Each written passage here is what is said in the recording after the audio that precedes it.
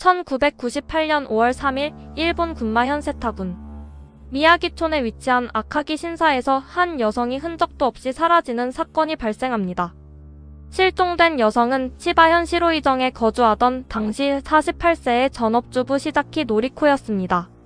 그녀는 골든위크 연휴를 맞아 남편, 딸, 외손자, 그리고 친정어머니와 숙부를 포함해 일가족 6명과 함께 아카기 신사로 당일치기 관광을 온 상태였습니다.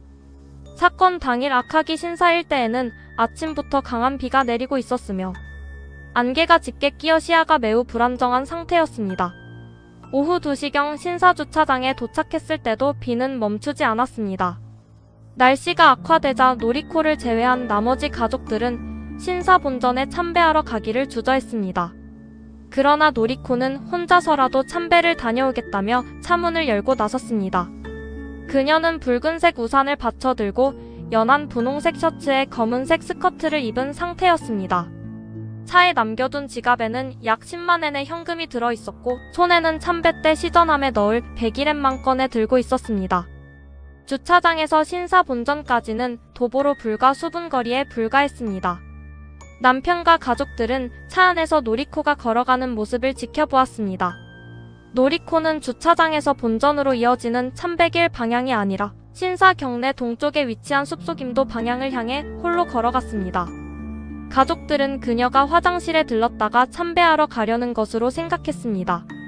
노리코가 우산을 쓰고 걸어가는 뒷모습은 주차장에서 약 100m 떨어진 지점까지 확인되었습니다.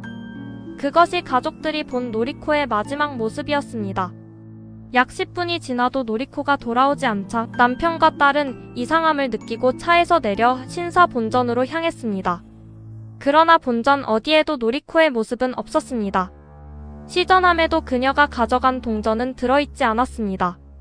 가족들은 신사 경내와 화장실, 연못 주변을 샅샅이 뒤졌으나 그녀를 찾지 못했습니다. 오후 3시 40분경 가족들은 결국 경찰에 실종 신고를 접수했습니다. 신고를 받은 군마현 경찰은 즉각 대규모 수색팀을 편성했습니다. 실종 다음 날부터 경찰관, 소방대원, 민간 수색대 등 총 100여 명이 투입되어 아카기 신사 주변 산악지대를 수색했습니다. 하지만 노리코의 소지품인 붉은색 우산, 수첩, 신발은 물론이고 아주 작은 흔적조차 발견되지 않았습니다. 수색견들 역시 주차장에서 약 100m 떨어진 가족들이 마지막으로 그녀를 목격한 지점에서 모두 냄새를 놓쳤습니다. 수색견들이 특정 지점에서 일제히 냄새를 놓쳤다는 것은 노리코 씨가 그 자리에서 누군가의 차량에 탑승해 이동했음을 시사하는 결정적 정황이었습니다. 사건 당일 아카기 신사에는 비가 내리는 궂은 날씨였음에도 불구하고 골든위크 기간이었기 때문에 약 100여 명의 다른 관광객들이 방문한 상태였습니다. 경찰은 이들을 대상으로 전방위적인 목격자 탐문 수사를 벌였습니다. 수사 과정에서 의미 있는 목격담들이 확보되었습니다. 첫 번째 목격자는 주차장에서 노리코가 걸어가던 시간대와 일치하는 오후 2시 10분경 신사 경내 도로에서 붉은색 우산을 쓴 여성과 마주쳤다고 진술했습니다. 이 여성은 지나가는 행인을 흘낏 쳐다보며 누군가를 기다리는 듯한 태도를 보였다고 합니다. 두 번째 목격담은 더욱 구체적이었습니다.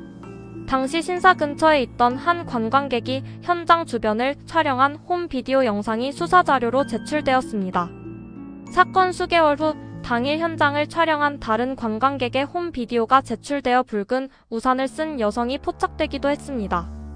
하지만 가족들의 확인 결과 실종자 본인이 아닌 것으로 밝혀졌고 사건은 그 어떤 시각적 단서도 남기지 못한 채 완벽한 미궁으로 빠져들었습니다. 경찰은 노리코가 범죄에 휘말렸을 가능성을 열어두고 다각도로 조사를 진행했습니다. 먼저 가족들의 진술을 토대로 그녀의 가출 가능성을 검토했습니다. 하지만 노리코는 평소 정신질환이나 우울증 증세가 전혀 없었고 가족 관계도 원만했습니다. 실종 당일에도 외손자의 육아 문제를 돕기 위해 밝은 모습으로 여행에 동행했습니다. 현금 10만엔이 지갑에 있었다고는 하나 가출을 치밀하게 계획한 인물이 자신의 신분증이나 여분의 옷까지도 없이 연휴에 가족들과 함께 온 관광지에서 돌연 사라지는 것은 상식적이지 않았습니다. 수사팀은 자발적 가출일 확률은 매우 낮다고 결론지었습니다. 산악지대에서의 조난이나 실족 사고 가능성도 희박했습니다. 주차장에서 본전까지의 경로는 경사가 완만하고 정비가 잘 되어 있는 평지였습니다. 만약 숲으로 굴러떨어졌다면 대대적인 산악 수색에서 시신이나 유류품이 발견되었어야 했습니다.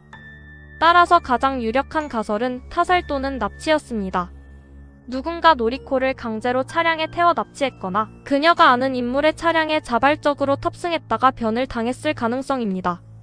하지만 사건이 발생한 장소는 사방이 탁 트인 도로변이었고 대낮에 비명이나 차량 급정거 소리를 들은 목격자는 단 한 명도 없었습니다. 실종 당일 아카기 신사 주변 도로는 진입로가 한정되어 있었고 안개와 폭우로 차량들이 저속 운행 중이었습니다. 누군가 노리코를 강제로 차량에 태우려 했다면 다른 관광객들에게 목격될 확률이 높았습니다. 그러나 경찰이 당일 방문한 차량 운전자와 탑승자들을 전수조사했음에도 비명소리를 듣거나 수상한 거동을 목격했다는 진술은 단 한 건도 확보되지 않았습니다. 실종자의 금융 및 통신 기록 추적에서도 단서가 전무했습니다.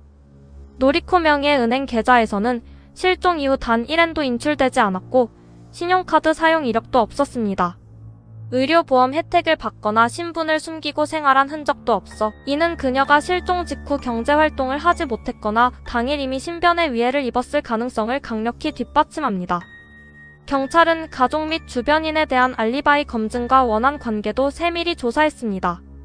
남편과 자녀, 친정 식구들 모두 노리코와 금전적 얽힘이나 불화가 없었습니다. 이웃들 역시 그녀를 성실한 주부로 기억했으며 원한을 살만한 채무나 대인관계도 존재하지 않았습니다. 면식범에 의한 계획 범행이나 원한 가능성을 입증할 단서는 현장 안팎에서 나오지 않았습니다. 사건 발생 수년 후인 2008년 군마현 경찰은 이 사건을 공개 수사로 전환하고 목격자 제보에 200만엔의 현상금을 걸었습니다. 방송을 통해 실종 당시의 상황과 홈 비디오 영상의 존재가 대중에 알려졌으나 결정적인 제보는 접수되지 않았습니다. 실종 기간이 길어지면서 민법에 따라 노리코는 법적으로 사망한 것으로 처리되었습니다. 강한 빗속에서 흔적도 없이 사라진 48세 주부의 행방은 수십 년이 지난 지금까지도 일본의 대표적인 미제 증발 사건으로 남아있습니다. 경찰은 현상금 지급 기한을 연장하며 매년 골든위크 기간마다 아카기 신사 진입로에서 전단지를 배포하는 등 수사의 끈을 놓지 않았습니다. 당시 해당 구역에 진입했던 차량들도 재수사를 했지만 폭우로 인해 번호판 식별이 불가능했던 차량이 많았고 확인된 차량의 차주들은 모두 사건과 무관한 일반 관광객으로 밝혀졌습니다. 결국 유력한 용의자를 특정하지 못한 채 수사는 완전히 교착 상태에 빠지게 되었습니다. 오늘 영상이 흥미로우셨다면 구독과 좋아요 부탁드립니다. 감사합니다.